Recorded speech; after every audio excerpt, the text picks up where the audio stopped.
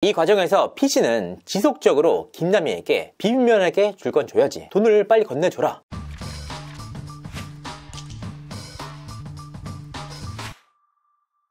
그렇다면 PC는 대체 어떻게 이런 자료들을 확보했을까요? 이 부분은 김남희 측도 아직까지 명확하게 알아내지 못한 모양새입니다. 시계바늘을 지난 9월 초로 되돌려 보겠습니다. 이 시기는 김남희 씨가 최초로 익명의 해커범에게 협박을 받던 시기였습니다. 최초 협박을 당할 당시만 하더라도 김남희 씨는 단순한 공갈로 생각을 했다고 합니다. 하지만 관련 자료를 보내달라라는 김남희의 요청에 해커범은 김남희의 목소리가 담긴 녹취 2건을 보냅니다. 바로 이 시기부터 김남희는 사건의 심각성을 인지하게 되는데요. 그렇다면 김남희는 실제로 자신의 핸드폰을 해킹당한 걸까? 이 부분에 대해서까지는 아직 확인되지 않았습니다. 다만 분명한 것 한 가지 사실이 있습니다. 바로 김남희의 절친이자 지인인 PC가 김남희의 개인 계정 아이디와 비밀번호를 모두 확보하고 있었다는 겁니다. 자신의 다이어리와 핸드폰에 모두 기재해놓고 있던 자료를 김남희가 확보를 했습니다. 그러니까 이 모든 자료들을 종합해서 볼 때 단순히 김남희 씨가 자신의 핸드폰을 해킹당한 것이 아니라 본인의 아이클라우드를 통째로 털린 것이 아니냐라는 지적이 나왔습니다. 왜냐? 김남희의 핸드폰은 포렌식 작업을 통해서 모든 자료를 복구를 했습니다. 그런 상황 속에서도 나오지 않았던 자료들이 유명 유튜버 채널을 통해서 공개가 됐던 겁니다. 실제로 김남희 씨가 과거에 만났던 유명 연예인과의 자료, 그리고 김남희 씨의 사적 카톡, 더욱이 김남희 씨 가족들의 자료들까지 김남희 씨가 아니라면 확보할 수 없는 자료들이 한 유튜브 채널을 통해서 모두 공개된 바가 있습니다. 그러니까 아이클라우드가 통째로 털려야만 가능한 일들이 실제로 벌어졌다. 그렇다면 PC와 협박범은 동일 인물일까요? 아직까지는 100% 단정 지을 수는 없는 상황입니다. 왜냐?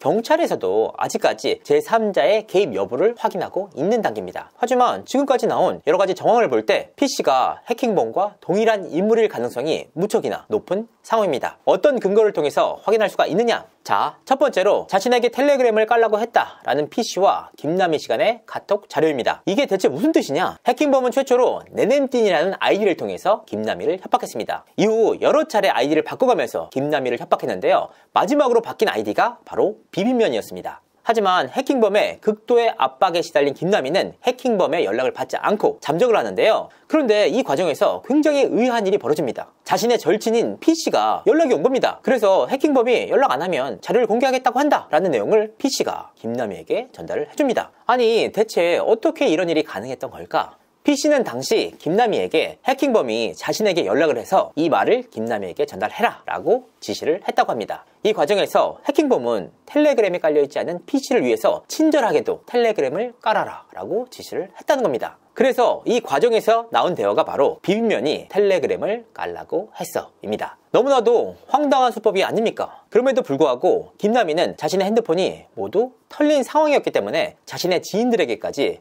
연락을 했을 수도 있다라고 판단을 했다고 합니다. 두 번째는 바로 3억 원의 전달 방식입니다. 해킹범은 이선균 측으로부터 돈을 건네받은 김남희에게 그 돈을 김남희의 집 앞 소화전 앞에 넣어둬라 라고 지시를 했습니다. 앞서 말씀드렸다시피 해당 거주지는 김남희와 PC가 위아래층 사이로 살고 있던 곳이었습니다. 더욱이 그 입구부터 CCTV가 모두 확보되어 있는 곳이었습니다. 굉장히 이상하잖아요. 왜냐? 그 돈을 수령해 가려면 신원이 노출될 수밖에 없습니다. 그럼에도 불구하고 굳이 김남희의 집 앞 소화전 앞으로 넣어둬라? 굉장히 허술한 모습이었습니다. 하지만 김남희가 받은 돈은 100% 현금이었습니다. 이 거액을 잃어버릴까 우려한 김남희는 이와 같은 소화전 전달 방식을 거부합니다. 그런데 말입니다. 앞서 제가 그런 말씀을 드리지 않았습니까? 김남희가 돈을 전달하기 위해서 인천에 도착했을 당시 이 해킹범은 PC에게 그 돈을 전달해라, PC를 데리고 나와라 라는 의아한 지시를 합니다. 치밀했던 해킹범이 유독 허술함을 보일 때는 모두 PC와 연루된 사안뿐이었다. 세 번째는 PC가 이선균 측에 보낸 문자입니다. PC가 이선균 측에 보낸 협박 문자를 보면 애초에 해킹범이 요구한 금액은 1억 원이다. 그런데 김남희가 3억 원을 받았다. 이런 내용들이 나옵니다. 그런데 앞서 말씀드렸다시피 애초에 해킹범은 최소 2억 이상을 김남희에게 요구를 했습니다. 그럼에도 불구하고 PC는 이선균 측에 애초에 해킹범이 요구한 금액이 1억 원이다 라는 말을 전달합니다. 대체 왜 이 같은 일을 벌인 걸까? 자,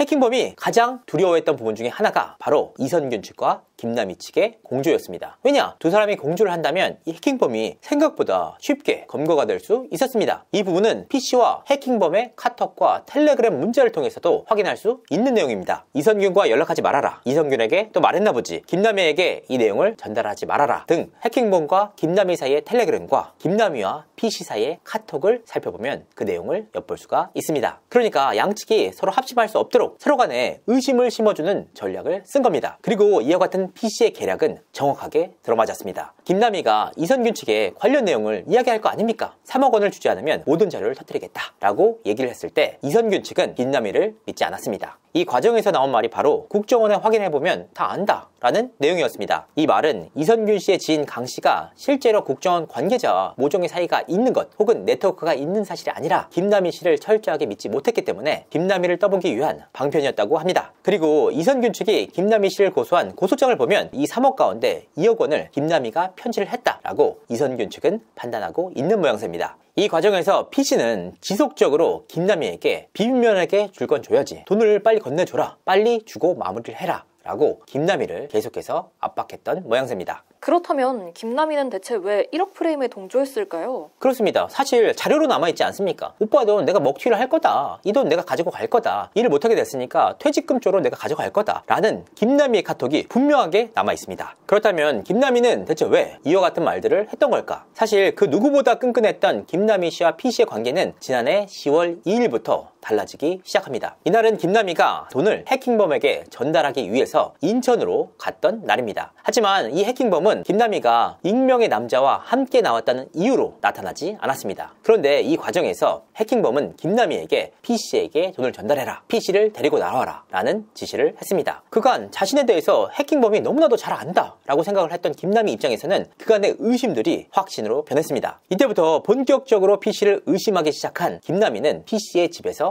은신을 시작하게 됩니다. 이 과정에서 돈을 빨리 찾아서 비빔면에게 줘라, 돈을 빨리 건네줘야 이걸 막을 거 아니냐 라고 말을 했던 PC. 아니야, 그냥 내가 3억 먹고 튈게, 3억 안 줄 거야 라고 어깃장을 놨던 김남희. 그러니까 결과적으로 해킹범이 요구한 건 1억이었잖아, 그냥 그 3억 원 안 주고 튈게 라는 카톡은 이 과정 속에서 나왔습니다. 이 카톡을 본 PC는 왜인지 모르겠지만 무척이나 급해졌습니다. PC는 직접 이선균 측에 연락을 해서 2억 원을 요구했고 5천만 원을 받았습니다. 이 일련의 과정 속에서 김남희는 PC가 자신의 이메일 계정과 아이디, 비밀번호를 써놓은 다이어리를 확보할 수가 있었습니다. 이뿐만 아니라 PC의 핸드폰에서 자신의 각종 이메일 계정과 아이디, 비밀번호를 써놓은 사진들을 확인할 수 있었다고 합니다. 그러니까 그간의 의심들이 확신으로 변한 순간이었습니다. 자, 이 내용들이 이번 사건의 전말입니다. 하지만 이런 상황 속에서도 PC는 이 모든 일들을 김남희가 시켰다라고 주장하는 상황입니다. 물론 김남희에게 법적 책임이 없다라는 얘기가 아닙니다. 김남희 역시 법적 책임을 피해가기는 어렵습니다. 하지만 이번 사안의 발단과 끝에는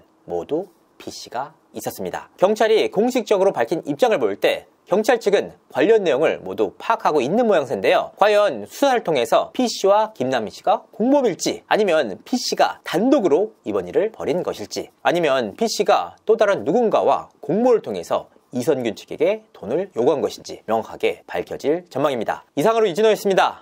감사합니다.